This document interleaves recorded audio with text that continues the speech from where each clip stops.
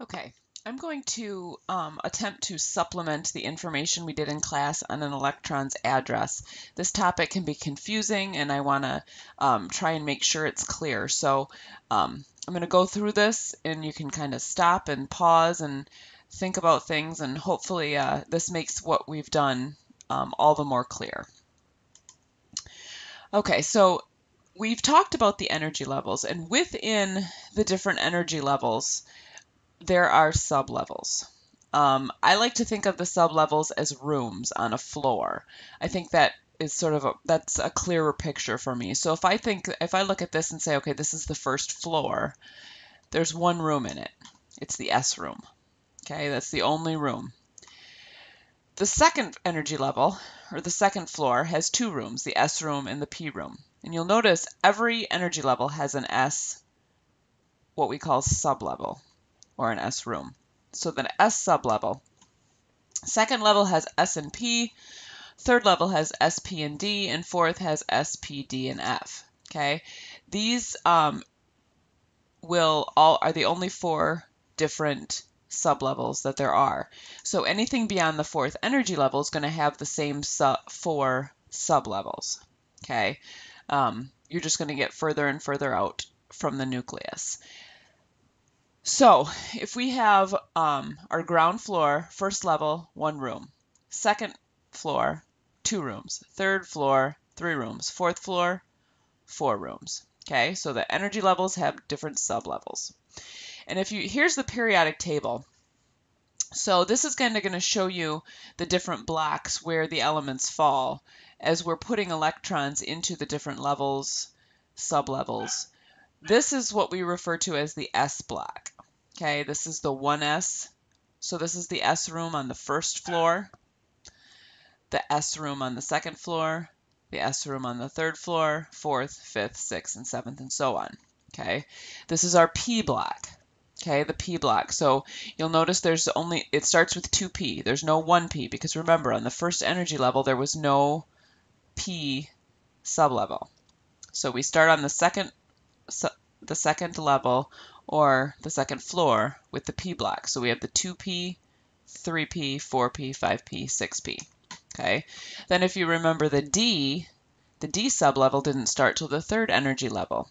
So here's where 3D is. Now you'll notice 3D comes after 4S, okay, which is a little bit confusing, and that's because these transition metals actually shove their electrons down a level. And we're going to talk more about that a little bit later, but when you're filling the levels and the sublevels, you always read it according to atomic number. So you start here and you work your way across. And then you just go over here, work your way across. Over here, work your way across. So after this element right here, we actually go down and put electrons into the 4S. But then we go back down to the third and put some more in the third. Okay, and we'll talk more about that a little bit later. So within those sublevels, okay, there are what we call orbitals. There's a certain number of orbitals depending on the type of sublevel that it is. Now, if we're thinking of the sublevel as rooms on those floors, I like to think of the orbitals as bunk beds in those rooms. And here's why. Each orbital can only hold 2 electrons. Only 2. It doesn't matter which sublevel that orbital is located on. Each orbital only holds 2 electrons. So I think of it as a bunk bed. So we have in the S room, there's only one bunk bed, and it can hold 2 electrons. In the P room, there's 3 bunk beds, and they can each hold 2 electrons, so you can put a total of 6 electrons in the P sublevel. In the D room, there's 5 orbitals, or 5 bunk beds, so you can put 10 electrons in the D sublevel, or the D room. Okay? And so if you're always going to multiply this by 2, because each orbital can hold 2 electrons. When you're adding these up, if you remember on the second floor, we had both a S sublevel and a P sublevel. Okay, well, if the S can hold 2 electrons, and the p can hold 6 electrons, that's a total of 8 electrons, which makes sense because you know that the p sublevel, or I'm sorry, the second energy level can hold 8 electrons. So the s and the p together is 8. And then if you look at the third energy level, which can hold 18, that contained an s, a p, and a d. And if you add these up, you have 9 orbitals times 2 is 18 electrons, which is how many our third energy level can hold. So it all makes sense mathematically when you add it all up. It's just a different way of putting the information, because it's not just floating around in rings in an orbit like the planets, which is what the Bohr's model conveys, but they're actually put in specific places within those energy levels, the sublevels and then the orbitals within the sublevels. Now, I am going to attempt to explain this to you, the arrangement of electrons, in a way that might sound a little funny at first, but I refer to this as the electron orphanage. And I only refer to it as an orphanage because we're talking about electrons with apparently no parents. So if you look at this, if this is my electron orphanage and it has, I'm going to give it 5 floors for now. There's actually 7, but for our little analogy here, we'll start with 7. Okay? We always fill the first floor first. Just like in when we do the Bohr's model, we always fill the first energy level first. Okay, this energy level has to be filled first. And within this energy level, we always have to fill the S sublevel first. Okay, so let's say we have, let's pick fluorine. Okay, fluorine has 9 electrons. Okay, well, we're going to go in here first and we're going to put 2 electrons. Here's my bunk bed. Okay, it can hold 2 electrons. So I put 1 here and 1 here. Okay, so now I have 2 electrons filled up. Now I have 7 left. Okay, so now I can go to the second floor. Within the second floor, I have to fill the S room first.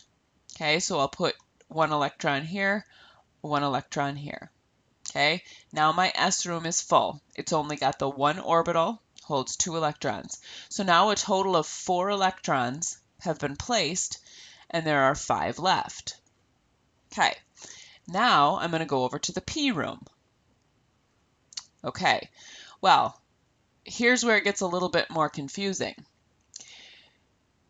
Within this sublevel, okay, there are electrons that are spinning in 2 different directions. Some are spinning clockwise, some are spinning counterclockwise. Okay, think of it as the top and the bottom bunk. Before you can start pairing the electrons up, you have to have 1 electron spinning in the same direction, all the electrons spinning in the same direction. Let me try and rephrase that. Okay, I have to have 3 electrons spinning clockwise before I can start putting in electrons that are spinning counterclockwise. And the spin itself is not really important, and we're not really ever going to do anything with that. But in terms of placing the electrons, let's say you have to fill all the bottom bunks first before you can fill the top bunks. So if I have 5 electrons left to place, I'm going to put an electron here, an electron here, and an electron here. I'm going to fill all of my bottom bunks first. That takes care of 3 of them. Now there's 2 left. Now I can go through and start pairing them up. So I'd put 1 here and 1 here. That leaves an empty bunk right here, but I don't have a 10th electron to go there at this point. If that fluorine were to steal an electron from another atom and become an ion, that's where it would put that next electron. And then this sublevel would be full and fluorine would be happy. Hopefully that makes sense, a little bit of sense. We'll be referring to this back and forth throughout the year as far as the different sublevels and stability in the atom. So get a handle on this, and if you don't understand anything, make sure and ask me questions.